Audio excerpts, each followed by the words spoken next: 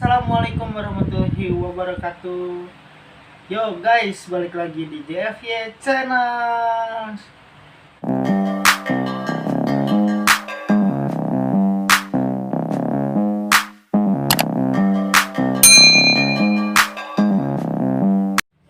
Oke guys, kali ini saya bukan bikin video tentang mukbang, tapi di konten kali ini saya akan sedikit berbagi pengalaman saya, sharing tentang penyakit saya, yaitu tentang epusi pleura ya guys. Pertama-tama di awal tahun 2020, tepatnya di bulan Maret saya jatuh sakit. Pada saat itu posisi saya lagi ngerantau di salah satu kota besar yang ada di Indonesia. Posisi saat itu juga di mana Indonesia itu baru lagi gencar-gencarnya penyakit COVID-19 nih guys. Nah, saat itu saya sakit. Ketika saya sakit, saya ke dokter dan gejala yang saya alaminya juga seperti gejala COVID ya waktu itu. Saya mencoba memeriksakan diri ke dokter, dan dokter bilang, kebetulan saya kerja di PT kan, dokter bilang di pekerjaan ada yang habis pulang dari Cina atau Jepang. Saya jawab nggak ada gitu, karena kan emang pemilik yang punya PT-nya itu masih orang Indonesia. Kemudian saya divonis penyakit liver karena dokter tersebut melihat dari bola mata saya yang warna putih ini itu menguning. Posisi waktu itu saya 3 minggu terakhir berturut-turut itu saya masuk malam terus. Jadi mungkin satu hal yang wajar mata saya kuning karena di pagi harinya itu saya nggak berjemur gitu. Saya tidur dan menutup jendela, menutup gordeng supaya bisa tidur karena ada matahari. Nah, setelah dari sakit itu saya dikasih obat buat hati supaya cepat sembuh, dan akhirnya keluarga saya yang dari kampung halaman ngejemput saya ke sini. Mereka mengajak saya untuk pulang ke kampung halaman dengan alasan penyakit liver ini bisa disembuhkan dengan obat tradisional. Di kampung halaman saya dikasih tutut sawah ya, yang atau makanan yang anyir-anyir seperti kunyit atau apa, itu buat menyembuhkan hati, penyakit hati atau liver. Nah, setelah di Garut ternyata nggak kunjung juga sembuh guys. Waktu itu badan malah makin panas, dan saya ini dibawa ke dokter di Garut, dan dokter tersebut menyatakan saya penyakit tipes dengan hasil lab saya waktu itu. Saya disuruh di lab dan hasil lab itu menunjukkan saya mengidap tipes. Setelah tipes saya diobati, namun masih juga tetap sama gejalanya, itu panas di atas 37 derajat. Nah, setelah itu dokter yang di Garut itu menyatakan saya harus di ronsen. Ketika saya ronsen, hasil ronsennya saya kasihkan lagi ke beliau. Beliau bilang bahwa saya ini mengidap penyakit TBC paru-paru aktif, dalam kurung epusi pleura, di sebelah kanan guys. Nah, saya heran dong, kenapa saya mengidap penyakit tersebut, karena saya juga perokok aktif, tapi bukan pecandu ya guys, cuman merokok ya untuk mengisi waktu luang saja. Saat itu saya bertanya-tanya, ini penyakit dari apa sebabnya gitu. Kita bahas di akhir video apa penyebabnya. Nah, saya masih bertanya-tanya tuh, kenapa saya punya penyakit TBC gitu, apa yang disebabkan oleh apa gitu penyakit ini. Dan akhirnya dokter merujuk saya ke rumah sakit untuk pengambilan cairan. Akhirnya saya di rumah sakit sekitar 1 minggu saya dirawat di rumah sakit.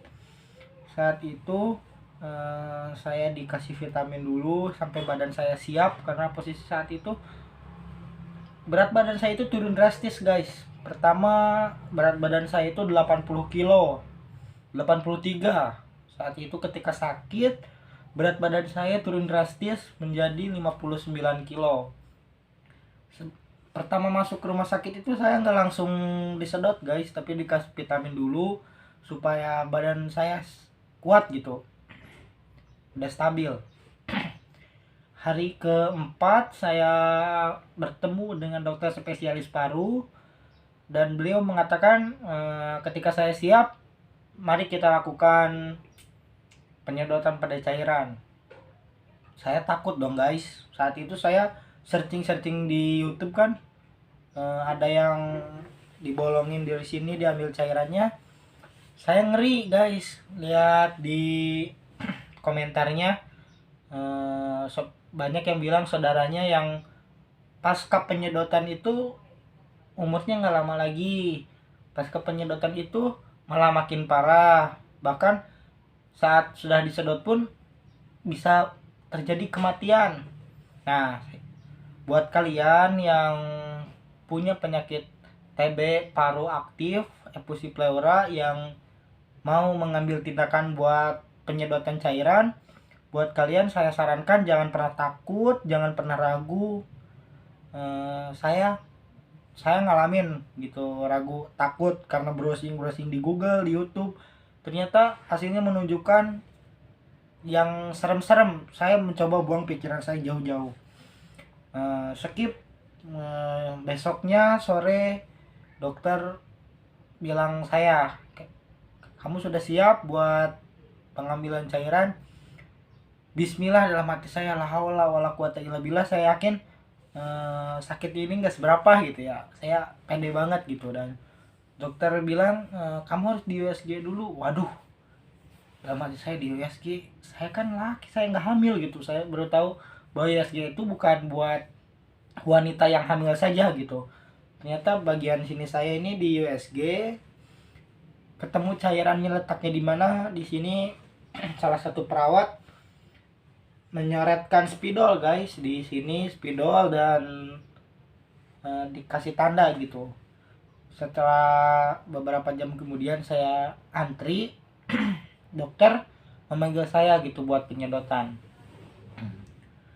Nah dari situ disedot tuh pakai jarum.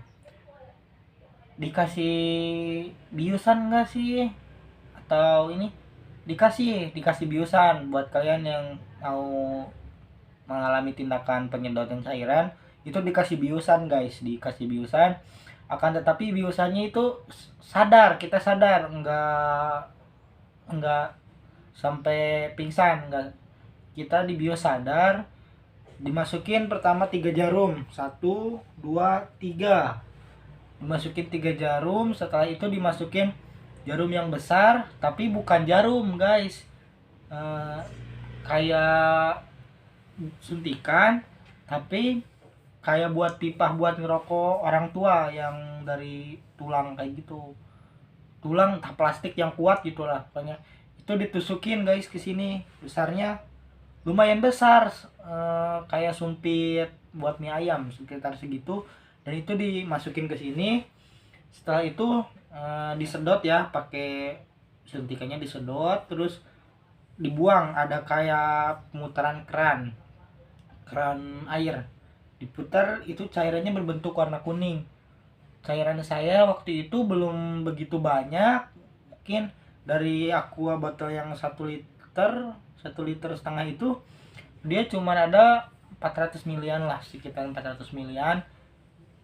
Cairnya itu berwarna kuning seperti lendir, tapi berwarna seperti minyak, tapi teksturnya lendir gitu, campur dengan darah. Ketika itu yang saya rasakan itu, yang meskipun sudah dibius sakit banget, yang namanya ini ditembus, dibor gitu, kayak dibor dimasukin. Yang pertama saya rasakan itu sakit banget, pastinya sakit banget meskipun sudah dibius. Dokter saat itu bilang jangan tegang katanya, tarik nafas, dan kalau nggak kuat bilang supaya nggak dilanjutkan gitu. Tapi saya mencoba buat kuat, saya kuat sampai akhirnya cairan itu keambil. Cuma dokter bilang cairan ini nggak akan dihabisin semua, karena emang manusia sendiri juga perlu cairan ini buat pelumas antara diafragma paru-paru dengan jantung supaya tidak terjadi gesekan. Nah, cuman ini diambil itu karena cairannya melebihi ambang batas. Setelah ini dicabut, di situ darah banyak tuh guys, darah bercucuran, ditempelin kapas 5 itu masih tembus, ditambahin sekitar 7 sampai tebel banget. Dan posisi saat itu badan langsung enakan, karena gejalanya itu saya batuk berturut-turut, batuk sampai sakit gitu. Buat jalan saya capek, meskipun dari kasur ke kamar mandi rumah sakit itu udah deket banget, tapi saya kayak udah naik gunung, kayak udah lari, itu capek banget, dada berdebar. Setelah pas penyedotan tersebut, alhamdulillah badan ringan, batuk pun masih ada sih, cuman nggak separah dulu. Satu keluhannya setelah gitu, saya nggak bisa tidur karena ini sakit, tidur saya madep ke sini, saya nggak bisa gerak karena emang ini sakit banget guys, ini di ini. Nah, setelah 3 hari kemudian di USG lagi, dokter USG lagi, ternyata cairannya udah normal gitu, nggak ada kelebihan cairan lagi. Dan dokter bilang bahwa saya boleh pulang. Saya pulang ke Garut, ke rumah di Garut. Setelah saya pulang, saya dikasih obat sama dokter itu, obat yang berwarna merah, yang pil gede-gede itu. Buat kalian yang menderita TB paru, khususnya epusi pleura, pasti kalian tahu obat itu, yang obat warna merah gede sih. Obat warna merah itu diminumnya tiap hari. Pertama, pengobatan pertama itu 6 bulan guys, 6 bulan pertama.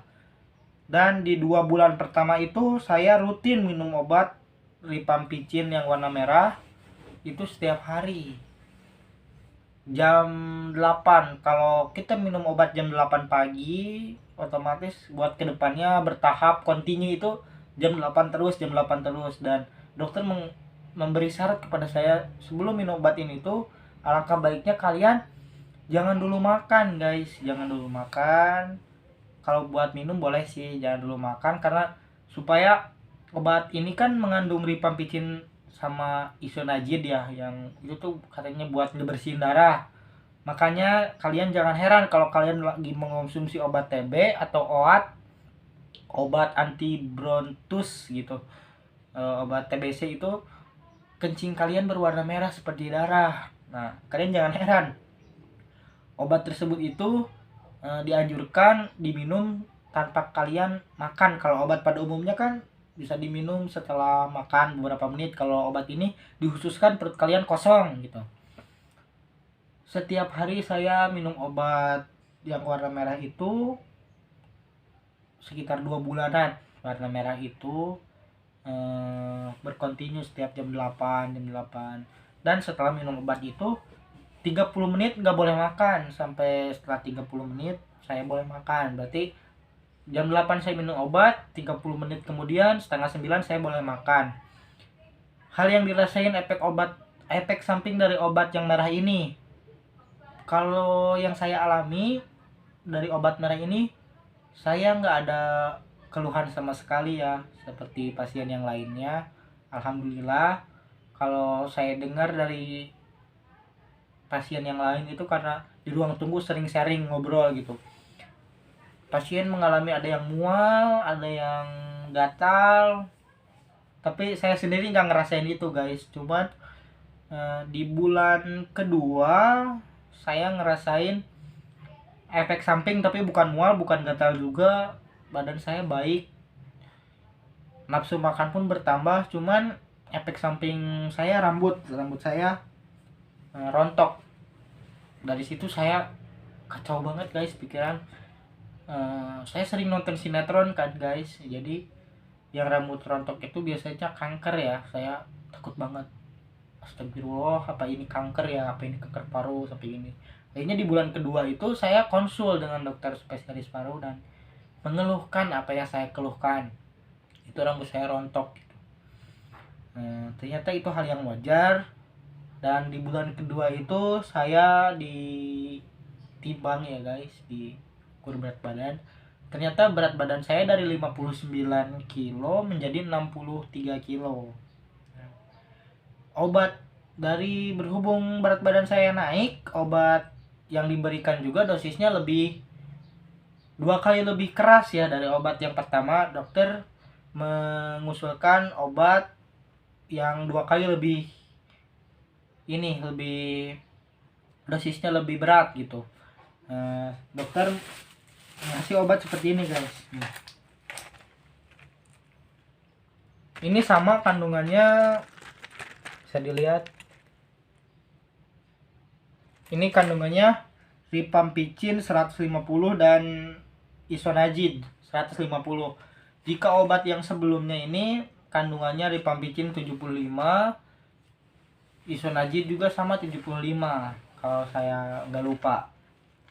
Nah, obat ini diminumnya nggak tiap hari guys, tapi obat ini diminumnya 1 minggu 3 kali. Saya agak lega juga tuh, alhamdulillah. Karena jujur guys, minum obat ini tuh tiap hari lambung juga mengalami masalah gitu, jadi mual lah, makin kesini makin mual gitu. Nah, obat ini tiga kali dalam 1 minggu. Dokter menyarankan selang sekar gitu. Misalkan saya minum hari Senin, Selasa enggak, Rabu minum, Kamis enggak, Jumat minum, Sabtu Minggu free, Senin lagi minum obat, Selasa libur, Rabu minum obat, Kamis libur, Jumat minum obat. Seterusnya seperti kayak itu. Seperti kayak gitu. Obat ini dari bulan kedua sampai bulan ke-6. Nah, saat itu kan lebaran ya, puasa. Saya nggak puasa guys waktu itu 1 bulan full, karena emang saya sedang masuk pengobatan. Nah, setelah lebaran saya kan jenuh guys di rumah. Saya juga resign dari pekerjaan yang sebelumnya. Akhirnya saya mengusulkan untuk merantau kembali. Setelah merantau kembali di kota besar yang ada di Indonesia itu, saya kerja. Alhamdulillah waktu itu nggak kerasa pengobatan sudah menunjukkan ke yang 6 bulan.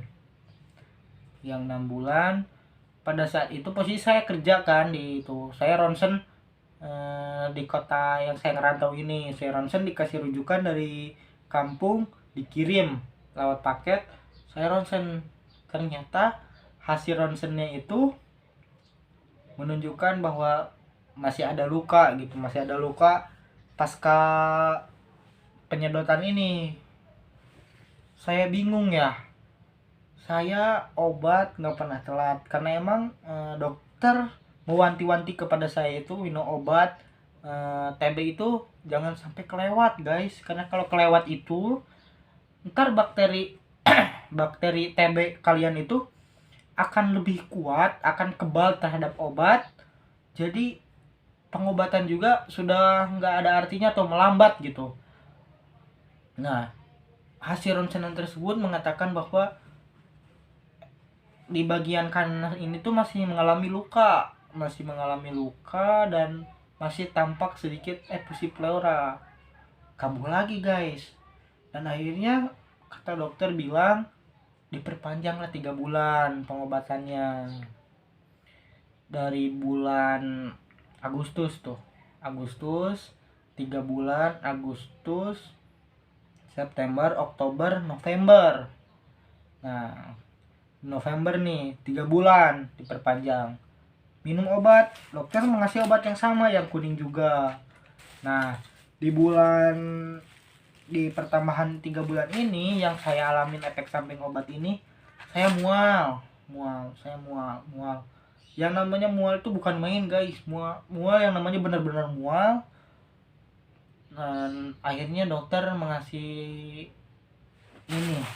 obat untuk mualnya, yaitu omeprazol, obat lambung buat antisipasi mual. Nah, setelah itu saya mengalami keluhan lagi guys. Saya alergi kulit saya gatal-gatal. Nih, alergi. Dokter ngasih alergi ini setelah minum obat alergi. Setelah itu saya mengalami lagi guys. Kendalanya bukan hanya itu. Saya mengalami muka saya berjerawat semua. Ini saya searching dari obat, emang ini efek obat dari rifampicin tersebut, efek obat ini. Akhirnya dokter mengasih saya obat alergi buat wajah kulit saya yang banyak jerawat. Diperpanjanglah tuh pengobatan saya 3 bulan. Setelah 3 bulan itu tepat kemarin tanggal 2 Desember saya ini di ronsen lagi. Seperti biasa, orang tua di kampung halaman ngasih surat rujukan buat ronsen di tempat kota saya yang ngerantau ini. Dan ini dia hasil ronsenannya guys nih. Di sini saya ronsen torak paru tanggal 1 Desember 2020 atas nama Tuan Jaya. Nah, ini guys hasil ronsenannya. Bismillahirrahmanirrahim.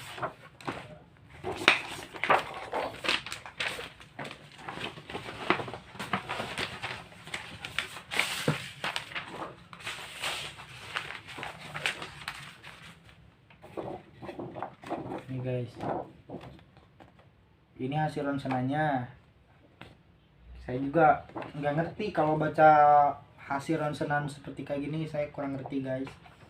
Ini sebaiknya saya simpan lagi di sini, takutnya kena kotor atau apa, buat saya kirimkan lagi paket ini ke Garut. Nah, ini disimpan. Cuman yang saya ambil kesimpulan saya sendiri, hasil ronsenannya itu menunjukkan bahwa di sini pemeriksaan foto toraks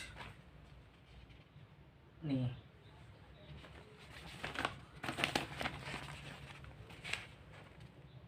Saya bacakan aja guys.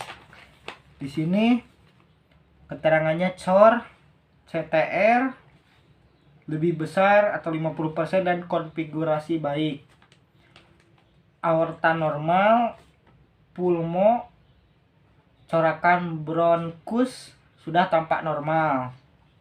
Bercak infiltrate di perihel kedua paru sudah tak tampak lagi, artinya baik. Diafragma dan sinus contorhenicus baik. Struktur tulang dan soft tisu baik. Kesannya di sini guys, cor dan pulmo dalam batas normal. Sudah tidak tampak gambaran TB paru aktif dalam kurung mengalami perbaikan dari yang kemarin. Dan sudah tidak nampak kelainan lainnya pada foto torak. Alhamdulillah di bulan ke-9 ini, bulan terakhir, hasil ronsen menunjukkan baik. Dan dokter radiologi di rumah sakit ini juga bilang kalau hasilnya emang ada perkembangan. Karena sebelum saya ronsen guys, saya ditanya ada keluhan atau apa. Alhamdulillah nggak ada guys, selain saya masih mengonsumsi obat ini, selain keluhan dari efek obat, alhamdulillah nggak ada keluhan, nggak lagi sakit atau apa. Intinya buat kalian yang punya penyakit eposi pleura ini, kalian jangan pernah takut nggak sembuh atau takut gimana. Percayakan semua itu sama yang di atas, sama Allah Subhanahu Wa Taala, dan percayakan kepada diri sendiri. Itu yang paling utama. Kedua paling utama, yang ketiga kita percaya sama pihak medis, bahwa pihak medis, dokter spesialis ataupun dokter radiologi itu profesional gitu, bisa dibilang membantu mengevaluasi penyakit ini supaya tidak lebih parah dan menanganinya gitu secara baik. Nah, di bulan ke-9 ini ronsenannya saya menunjukkan ada perkembangan baik. Saya dapat saran dari dokter radiologi di rumah sakit yang tempat saya ngerantau ini buat konsul ke dokter yang di Garut gitu, karena yang mengetahui penyakit bapak ini lebih jelas itu dokter yang di sana, karena dokter yang di Garut itu di kampung halaman dia tahu perkembangan bulan ke bulannya gitu, karena saya berobat di sana gitu, dan berobat di sana juga ya, saya sering tatap muka dengan dokter, keluhan-keluhan apa saya bilang gitu. Nah, rencana ini nanti sore saya mau paketkan ke kampung halaman. Mudah-mudahan ntar hari Jumat dikasihkan ke dokter spesialis paru. Mudah-mudahan hasilnya baik dan saya nggak perlu minum obat ini lagi guys. Nah, karena sebenarnya saya udah nggak tahan, lambung saya udah nggak tahan minum obat ini guys. Serius, ini obat ini nyiksa saya. Buat kalian yang khususnya punya penyakit TBC atau paru-paru, efusi pleura atau endema paru, apapun itu, semangat buat kalian buat sembuh. Minum obat jangan sampai kelewat dan ikuti anjuran-anjuran dokter. Nah, di sesi kali ini kita akan tanya jawab nih seputar dengan teman-teman saya yang teman-teman rekan kerja, saudara atau apa gitu. Nah, dia bertanya, "Bang, penyakit efusi pleura itu disebabkan oleh apa sih?" Terus, "Bang, apa penyakit efusi pleura ini menular?" Terus, "Bang, apakah merokok juga bisa menyebabkan efusi pleura?" Terus yang keempat, "Bang, apakah efusi pleura ini bisa kambuh lagi?" Nah, baik, saya bakalan jawab yang saya tahu, yang saya alami sendiri. Pertama, "Bang, efusi pleura itu apa?" gitu. Efusi pleura itu penumpukan cairan yang ada di jaringan pleura kalian. Pada dasarnya semua orang itu mempunyai cairan ini buat sebagai pelumas. Kalau di motor ini sebagai olinya supaya tidak terjadi gesekan. Ketika kalian bernapas kan paru-paru kalian kembang kepis gitu. Ya, ini tuh supaya tidak terjadi gesekan dengan jantung ataupun organ lainnya. Akan tetapi disebutkan dengan efusi pleura itu karena cairannya itu melebihi ambang batas. Jadi cairannya itu melebihi normal gitu. Dan akhirnya kadang kalau sampai yang parah juga ada yang mengalami sesak nafas, bahkan bisa menyebabkan kematian. Tapi kalian jangan pernah takut ya guys. Kalian harus ingat, kalian percaya sama yang di atas, percaya sama diri sendiri, dan percaya sama tim medis gitu yang menangani kalian. Nah, Bang, apakah efusi pleura itu bisa menular? Menurut riset yang saya cari di Google, saya bilang dengan konsultasi dengan dokter spesialis paru, efusi pleura ini tidak menular. Akan tetapi penyakit ini tergantung dengan pola hidup kita gitu. Terus ada lagi, lanjut, "Bang, apakah penyebabnya bisa terjadi efusi pleura?" Nah, untuk penyebabnya beda-beda guys.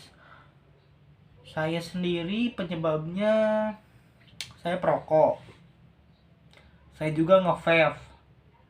Tapi penyebab yang saya alami itu karena saya waktu itu kerja di PT dan masuk shift malam terus, shift 2, shift 3, pulang jam 2, berangkat jam 12 gitu.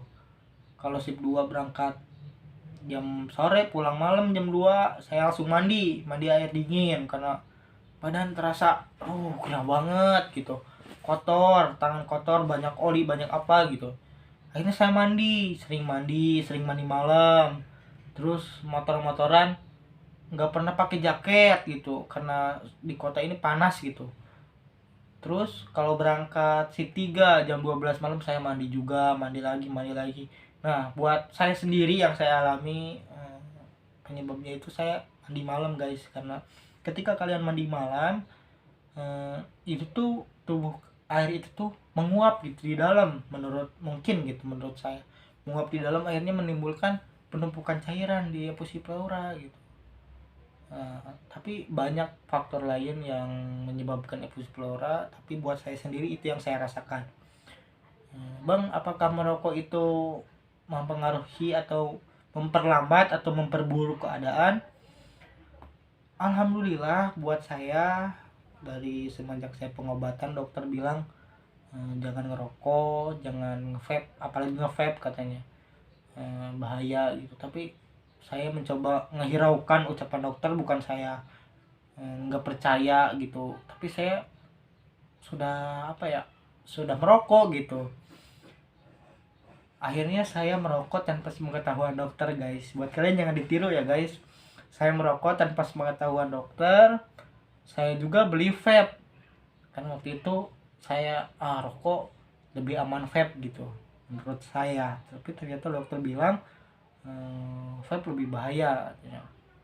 Akhirnya saya mencoba hiraukan itu tuh ke vape, saya nge-vape juga, ngerokok juga. Setelah itu di tanpa pengetahuan dokter ya guys. Alhamdulillah tuh nggak ada sama sekali memperlambat kesembuhan, nggak ada sama sekali memperparah keadaan, nggak ada. Asalkan kalian, satu, jangan pernah mandi malam, kedua, kalian minum air putih yang banyak, ketiga, kalian berjemur di pagi hari, jangan sampai kedinginan guys. Itu aja sebenarnya. Dan sekali lagi, jangan sampai angkat-angkat berat guys, karena kalau kalian angkat berat ini, kalian pasti bakal cedera lagi, bakal sakit lagi. Dan seterusnya, bang, apakah selamanya efusi pleura itu akan kumat kembali? Menurut pasien yang saya ketemu, pasien yang sudah ada di rumah sakit, sharing-sharing gitu, efusi pleura ini rentan terjadi lagi guys. Ingat kalian, tergantung pola hidup kalian, rentan terjadi lagi. Kenapa katanya? Karena kalau kalian masih mandi malam lagi, kalian tidak menjaga pola makan kalian gitu, pola hidup kalian itu bisa terjadi lagi gitu. Dan buat kalian juga yang punya penyakit efusi pleura ini, kalau kalian masih merokok itu nggak apa-apa guys, cuman merokoknya itu dibatasin dan enggak terlalu candu. Seperti saya itu merokok kadang satu bungkus itu bisa sampai 5 hari, 4 hari itu. Jadi enggak candu banget gitu, enggak gila banget ngerokoknya, itu masih ambang wajar gitu. Tapi kalau buat kalian yang merokok berat, 1 hari 1 bungkus itu mungkin ada efek sampingnya guys, karena saya percaya rokok itu emang ada racunnya juga, dan rokok itu berbahaya buat tubuh, nggak baik buat kesehatan. Tapi buat kalian yang nggak merokok, buat kalian yang punya penyakit TB paru, ataupun buat kalian yang sehat-sehat, kalian jangan sampai mengenal rokok gitu. Karena ketika kalian sudah mengenal rokok, kalian sudah menikmati nikotinnya, kalian sudah menikmati tar masuk ke dalam tubuh kita, itu kita kalau nggak ngerokok itu nggak tenang guys. Kalau nggak ngerokok kita nggak tenang. Kalau lagi ngobrol sharing dengan teman-teman, misalkan kita nggak bisa buat public speaking ini kalau nggak sambil ngerokok gitu. Nah, itulah alasan-alasannya kalian yang nggak mengenal rokok, belum merokok, atau boleh punya izin buat merokok dari orang tua, lebih baik kalian jangan buat ngerokok, jangan sama sekali buat coba-coba rokok ya guys. Rokok katanya dengan kalian merokok kalian menjadi laki atau apa? Enggak guys, sebenarnya kalian dengan cara kalian gak merokok itu juga, dengan cara kalian tidak merokok, kalian tetap laki-laki, kalian lebih baik bahkan. Saya salut buat kalian yang gak ngerokok, buat kalian yang tidak sama sekali tertarik buat perokok gitu. Itu baik banget. Nah, kesan pesan saya buat kalian yang sedang dalam pengobatan, kalian semangat buat sembuh, perbanyak berdoa, percaya kepada Allah Subhanahu wa taala, percaya kepada diri sendiri, dan percaya sama tim medis yang menangani kalian. Bulan ke bulannya kalian harus sabar guys, menunggu tahap lebih baik kah, lebih buruk lah, mental kalian harus siap gitu. Efek-efek samping dari obat ini seperti mual, rambut rontok, mata rabun lah, atau berjerawat lah, banyak sih efek sampingnya dari obat ini. Kalian harus kuat, harus tahan gitu. Bener, saya juga sama nggak tahan minum obat ini gitu. Emang udah lambung saya udah nggak nerima lagi buat minum obat ini gitu. Tapi kalian harus tahan sampai dokter menyatakan bahwa kalian sembuh. Jangan sampai kalian lupa minum obat yang sudah dijadwalkan dokter. Jangan sampai kalian lupa. Seperti yang saya bilang tadi, kalau kalian lupa minum obat, itu artinya si bakteri yang ada di paru-paru itu malah mengebal dan kebal terhadap obat. Jadi dia memperlambat buat penyembuhan gitu. Dan rata-rata dokter juga sudah nggak mau lagi sih menangani kalau seandainya bakterinya itu sudah kebal terhadap obat. Kasihan juga sama diri kita gitu, karena dosis makin sini makin naik gitu. Jadi kalian tetap semangat jalani hidup, semangat jalani pengobatan kalian sampai kalian dinyatakan sembuh total. Buat kalian yang suka mandi malam juga, saya saranin jangan mandi malam, lebih baik dielap aja gitu, atau mandi air hangat gitu. Tapi lebih disaranin buat kalian cuman bersih-bersih muka aja, kayak gosok gigi, cuci muka, cuci tangan, cuci kaki doang, seperti itu. Nah, buat kalian juga jangan patah semangat. Dan buat diri pribadi saya sendiri, dengan hasil ronsenan ini yang menunjukkan lebih baik, mudah-mudahan dokter yang ada di kampung halaman juga berbicara hal yang sama, yaitu ini hasilnya sudah baik dan sudah tidak ada harus pelanjutan obat lagi.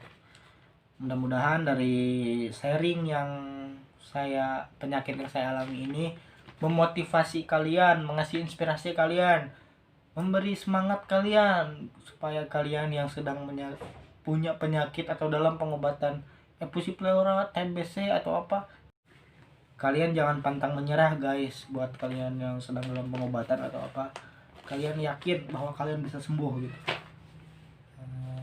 Mungkin cukup sekian hasil dari review atau perjalanan penyakit saya dari mulai 9 bulan ke belakang. Mungkin cuman segitu konten yang bisa saya berikan, ilmu yang saya berikan, atau nasihat atau pengalaman saya dari mulai jatuh sakit sampai alhamdulillah sekarang hasil ronsenan menunjukkan sembuh. Mungkin cuma segitu. Semoga bermanfaat buat kalian para pasien efusi pleura atau TB ini. Mudah-mudahan kalian selalu sehat, selalu diberi kelancaran dalam setiap masa pengobatannya, diberi kesabaran juga, diberi ketabahan juga, dan diberi rasa percaya diri. Semoga kalian cepat sembuh. Dan buat yang sehat, mudah-mudahan kalian sehat selalu, apalagi di masa pandemi ini. Kita harus pintar buat menjaga kesehatan, pola makan, pola hidup, olahraga, tidur yang cukup, air putih, dan jangan lupa berjemur, pakai masker, jaga jarak, mencuci tangan. Itu sangat dianjurkan guys. Buat kalian semoga sehat selalu. Mudah-mudahan video ini bermanfaat. Jangan lupa di subscribe ya guys channel ini, karena dengan kalian subscribe channel ini, itu sama aja kalian ikut mengembangkan channel ini supaya lebih kreatif, lebih inovatif, lebih maju lagi buat kedepannya. Sampai ketemu di video-video yang akan datang. Dah.